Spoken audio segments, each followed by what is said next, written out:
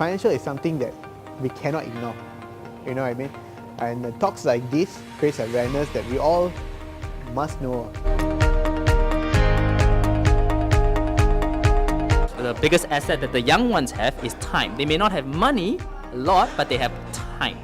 So if they start earlier, like picture back, right? If I started at the age of 20, right, I would be a lot better, well off right now, right? So things like that lah. And I think it's a good realization also, especially you have the 4 different type of lifestyles. Give people that sense of idea of, yeah, you know, this is how I could end up with.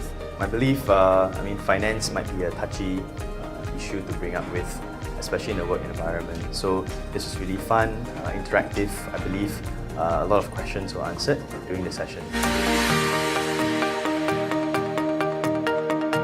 I think to a certain extent, yes. It shows that the company has their financial education and welfare in mind.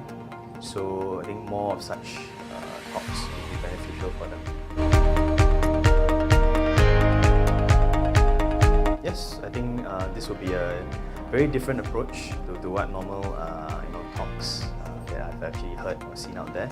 So yeah, I'll definitely get my peers to actually get on board this.